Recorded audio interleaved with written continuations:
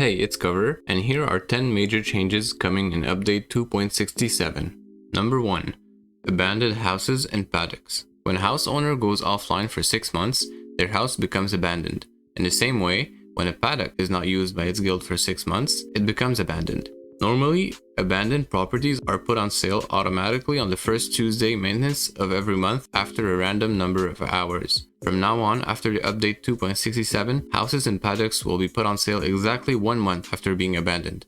Number 2.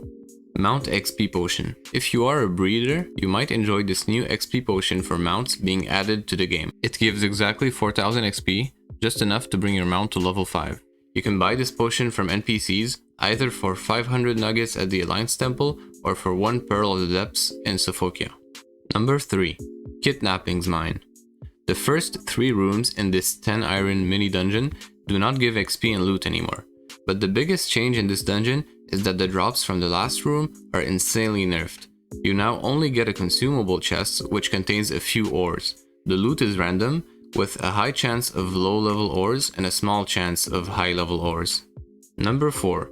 Crocobur. The Crocobur legendary weapon has been nerfed and its mechanic has changed. A player wielding a Crocobur will now hit himself in his best element at the beginning of each of his turns. Also, the lifesteal at the end of the turn is lowered. It used to deal 16 to 20 and it now only deals 11 to 15. Number 5. Incarnations and Sidekicks. All incarnations have been turned into sidekicks with brand new spells. Already existing sidekicks have gotten a few changes as well. Number 6. Class Change.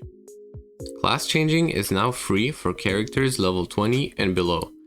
You can get your class change potion from an NPC in front of the Incarnam Tavern.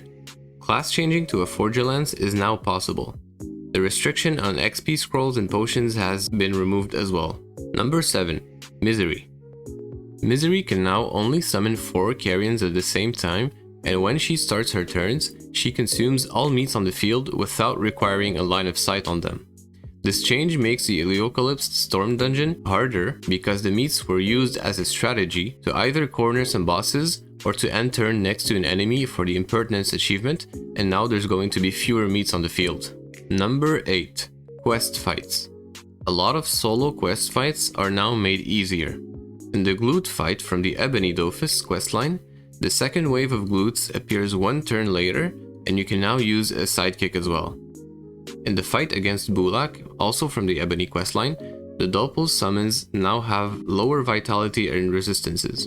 In the second quest of the Volbisk Dofus questline, you can now use a sidekick against the 3 dragons that attack you when entering the Osamodas temple. In the fight against Hercule in front of the Elysial dungeon for the Ivory Dofus questline, the Centaurs in your team have higher vitality and their spells are improved. Number 9. Alliance Revamp. An alliance is no longer a group of guilds. It is now a group of players, just like for guilds. The difference between a guild and an alliance now is that a guild has a PvM focus, whereas an alliance has a PvP focus. Perks and AVAs are not accessible from just being in a guild.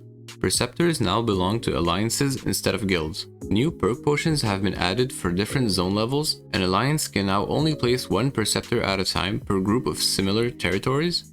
You can now equip Perceptors with special equipment, which increases their stats, and 40 new spells for Perceptors have been added, from which you can choose 6 to use in battle. Starting positions are now selected at random when players attack a Perceptor. This means that the attackers can no longer change the starting positions before the fight to get an advantage. Perceptors can now be controlled by a player during the fight, and if it dies, then it doesn't automatically end the fight anymore. Goodbye, perk rushers! Prisms now have a durability which starts at 100% and can drop to 0% the more it is used for recycling and generating nuggets.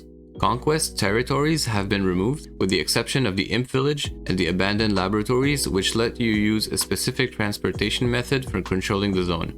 However, the restriction concerning the use of zaps and collecting resources has been lifted, which means everyone can now have proper access to these zones. Anyone can now recycle on any prison as long as you're level 50 or above. The number of nuggets received is greater if the player belongs to the alliance that placed the prison. winning an AVA does not distribute nuggets on every group of monsters in the zone anymore. Nugget distribution is now done within the Alliance interface, and it is managed by the leader of the Alliance. Losing an AVA can still win you nuggets if your Alliance was defending the territory or if your Alliance finishes in second place. The Alliance versus Alliance mechanic has completely been changed. There are now 3 ways to trigger an AVA, either by bringing a prism to 0% durability, winning an attack against a prism, or placing a brand new prism on a neutral territory. To win an AVA, you must be the first Alliance to reach 30 minutes of domination. Every minute of the AVA, 1 minute of domination is given to the Alliance with the highest current score. This score is calculated based on different factors, including winning or losing fights, controlling multiple maps, and using the scout role effectively. On top of the healer, undertaker, and sentinel roles we already have, new roles have been added, such as champion, seer, and scout. Number 10. Classes. Many classes have been modified. A lot of spells have changed for some classes, while other classes have received very minimal modifications. Here is a short summary of the most important changes for each class. Forgelance. The earth and fire elements have been reworked to make them stronger, useful, and unique. Also, the order of most variants has changed so as to make a more balanced choice between spells. Panda. Lifting allies is less penalizing than before. The longer an ally is lifted, the higher the penalties applied to that ally. The damage dealer role is strengthened, with the Panda now gaining power when lifting something. The use of barrels is now more interesting than before, because throwing a barrel can either heal allies around it or deal additional damage to enemies depending on the type of barrel used. Ecaflip.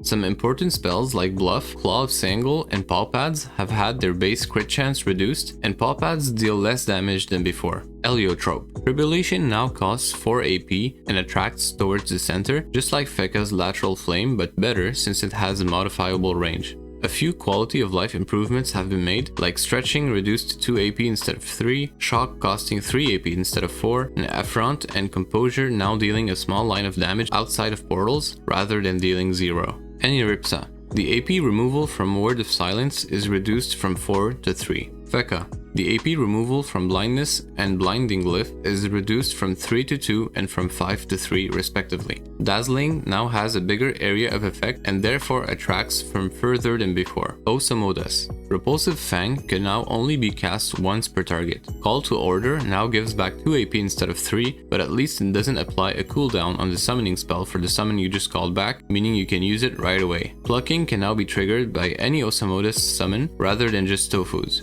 Gamble is now 2 AP instead of 3. Rogue. Use now only gives back 2 AP to the caster instead of 3. On Obliteration, the damage bonus per Strength Bomb explosion is reduced from 13 to 10. The Walking Bomb cannot copy more than 5 combo levels when it spawns. The AP and MP removal from Shrapnel and Cadence can now only stack a maximum of 2 times instead of 3. Sadida. The trees have gotten their HP reduced from 1300 to 1050. Tree of Life now gives 75% more HP to trees instead of 50%. Voodoo Curse is now only linear. The Madol gets an extra MP, but can now only remove a maximum of 2 AP instead of 3. The Ultra Powerful removes more MP parry than before, but its MP removal has been reduced from 4 to 3. Sram. Insidious Poison now has 2 more range than before. Its base range is now 1 to 6 instead of 1 to 4, and it is still modifiable range. Foggernaut. Ambush goes from 8 to 6 maximum range. The drill's damage is reduced. Pilfer and Torrent can now be cast in line rather than only in diagonal. Xelor. Loss of Motivation can now be cast in line. This is a huge buff because it allows Xelors to debuff more easily. Nell only gets a damage bonus every time a telefrag is consumed rather than simply generated. Masqueraider. The Hysterical Mask can now be applied to the Masqueraider's allies so that they can deal 10% of their missing HP in neutral damage to everything around them at the end of their turn. Thanks for watching this video. If you want to go into more detail and read the full changelog for yourself, the link is in the description.